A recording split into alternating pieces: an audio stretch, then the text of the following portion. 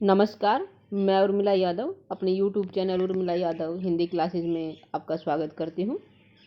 जैसा कि आपको पता है, हिंदी साहित्य के अंतर्गत अब हम भारतीय काव्य शास्त्र से संबंधित महत्वपूर्ण तथ्य कर रहे हैं। ये दूसरा भाग है। इसमें भी बहुत ही महत्वपूर्ण तथ्य हैं।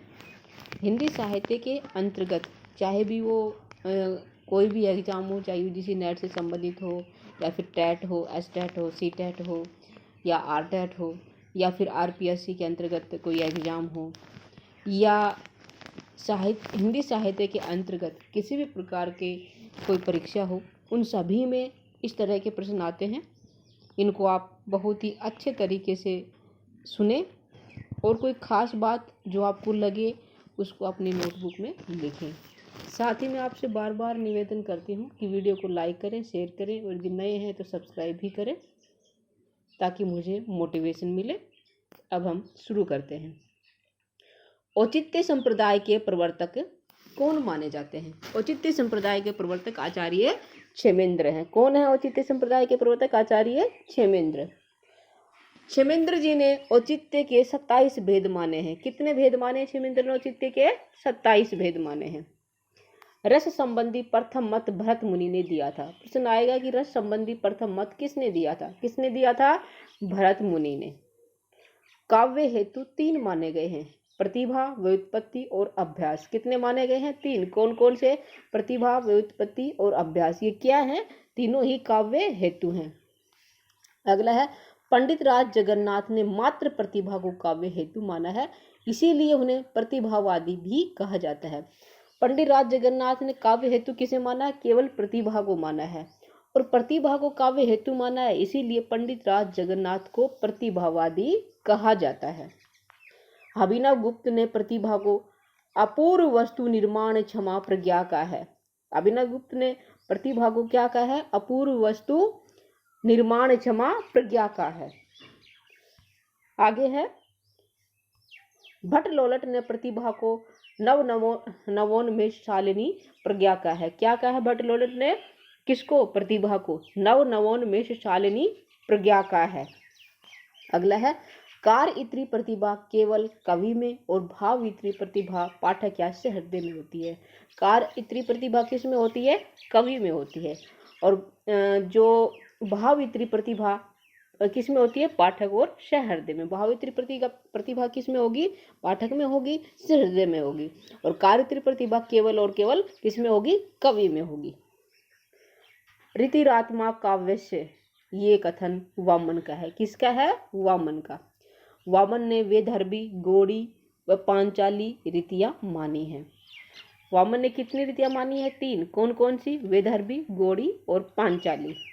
वेदर्भी को उत्तम का है। वेदर्भी को क्या कहा है? वामन ने उत्तम का है। कितनी रीति मानी है? 3। कौन कौन सी? वेदर्भी, गौड़ी और पांचाली, जिनमें से जो वेदर्भी है वो उत्तम है।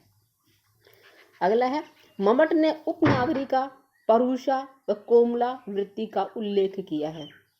मम्मट ने कौन सी वृत्तियों का उल्लेख किया है? उपनागरिका, परुषा और कोमला, तथा इन्हें ही वेदर्भी, गौड़ी और पांचाली कहा जाता है। उपनागरिका, परुषा और कोमला को क्या कहा जाता है? वेदर्भी, गौड़ी और पांचाली।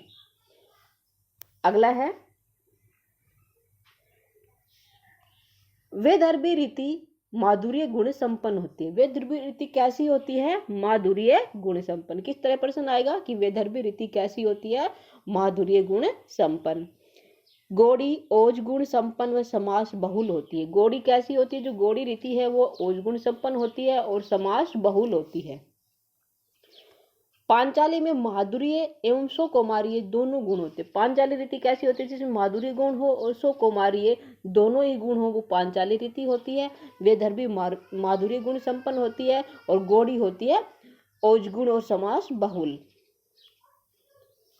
पांचाली को ग्राम्या भी कहते हैं। पांचाली को और क्या कहते हैं? ग्राम्या। कुंतक ने रीति को मार्ग कहकर उसके 3 भेद किए। रीति को मार्ग किसने कहा है? कुंतक ने। किसने कहा है? कुंतक ने। ये प्रश्न कई बार आता है कि रीति को मार्ग किसने कहा है? तो उत्तर होगा कुंतक। और इसके कितने भेद किए हैं आचार्य कुंतक ने? सुकुमार, विचित्र और मध्यम। 3 भेद किए हैं, सुकुमार, विचित्र और मध्यम। किसने? कुंतक ने। अभी हम भारतीय काव्य शास्त्र से संबंधित ये महत्वपूर्ण तथ्य कर रहे हैं। आगे इससे संबंधित वस्तुनिष्ठ प्रश्न भी लेकर आएंगे, इसलिए आप बने रहिए। आगे है वक्रोक्ति जीवितम की भूमिका डॉक्टर नगेंद्र ने लिखी थी। ये भी बहुत ही महत्वपूर्ण, कई बार आ चुका है। वक्रोक्ति जीवितम की भूमिका किसने लिखी थी? डॉक्टर नगेंद्र ने लिखी थी।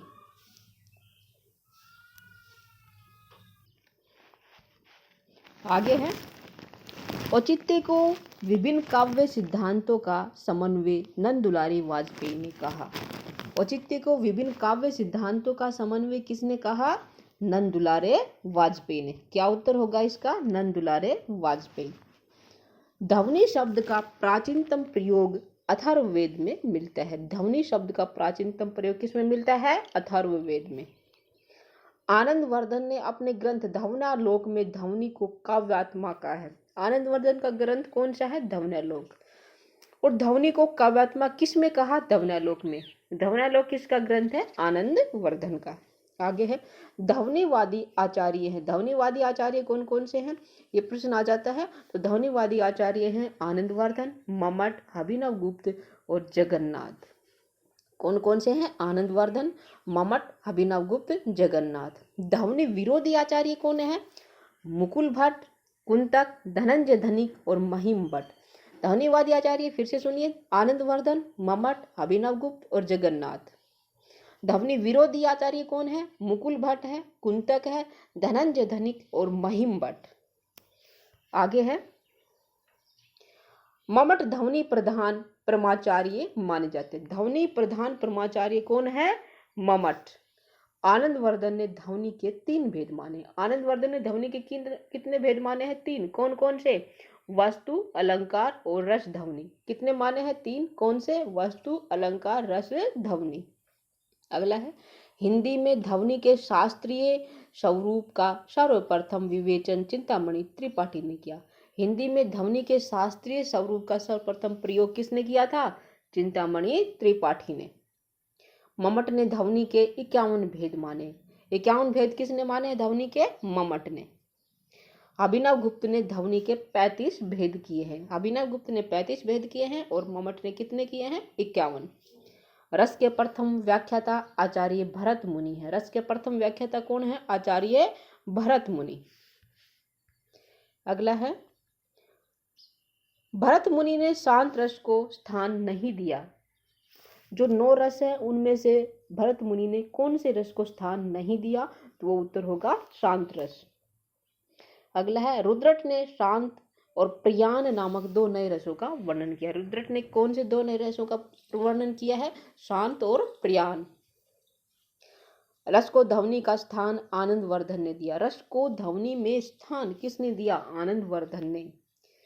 विश्वनाथ ने वत्सल नामक नवीन रस का वर्णन किया। वत्सल नामक नवीन रस का वर्णन किसने किया? आचार्य विश्वनाथ ने। साधारणीकरण के प्रवर्तक कौन है? भट्टनायक। साधारणीकरण के प्रवर्तक भट्टनायक हैं। कवि ने अनुभूति का साधारणीकरण, कवि की अनुभूति का साधारणीकरण डॉक्टर नगेंद्र ने माना। कवि की अनुभूति का साधारणीकरण किसने माना है? डॉक्टर नगेंद्र ने। आलंबन तव धर्म का साधारणीकरण आचार्य शुक्ल ने माना। आलंबन तव धर्म का साधारणीकरण किसने माना है? आचार्य शुक्ल ने। पाठक ऐसे हृदय का साधारणीकरण श्याम सुंदर दास ने। ये बहुत ही तीनों प्रश्न बहुत ही महत्वपूर्ण है कि कवि की अनुभूति का साधारणीकरण किसने माना है? डॉक्टर नगेंद्र ने। आलंबन तव धर्म का साधारणीकरण किसने माना है? आचार्य रामचंद्र शुक्ल ने। और पाठक ऐसे हृदय का साधारणीकरण श्याम सुंदर दास ने। आगे हैं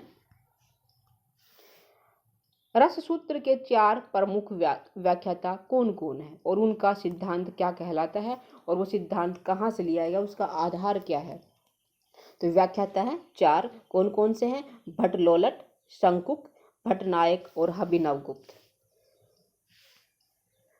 जो भट्टलोलट है उनका जो सिद्धांत है वो उत्पत्तिवाद या आरोपवाद या उपचयवाद कहलाता है। भट्टलोलट का सिद्धांत क्या कहलाता है? उत्पत्तिवाद, आरोपवाद या उपचयवाद। इन तीनों में से कोई भी आ सकता है ऑप्शन में।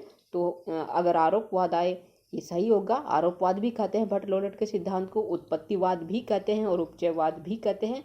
और भट्ट लोलट के सिद्धांत का जो आधार ग्रंथ है वो मीमांसा दर्शन है। क्या है? मीमांसा दर्शन।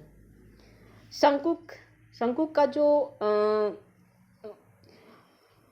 सिद्धांत है वो कहलाता है अनुमितिवाद। क्या कहलाता है? अनुमितिवाद। और इसका जो आधार ग्रंथ है वो न्याय दर्शन है। क्या है? न्याय दर्शन। भट्ट नायक, इनका जो सिद्धांत है वो भुक्तिवाद या भोगवाद कहलाता है और इसका आधार ग्रंथ है सांख्य दर्शन। अभिनव गुप्त, इनका जो सिद्धांत वो शैव दर्शन है और सिद्धांत इनका अभिव्यक्तिवाद है। और कहाँ से लिया गया है? ये शैव दर्शन से लिया गया है। उम्मीद करती हूँ सभी महत्वपूर्ण तथ्य आपने ध्यान से सुने होंगे और इनका जो तरीका है वो भी अच्छा लगा होगा। यदि वास्तव में आपको अच्छा लगा है तो लाइक करें, शेयर करें और यदि नए हैं तो सब्सक्राइब भी करें। आगे हम और लेके आएंगे महत्वपूर्ण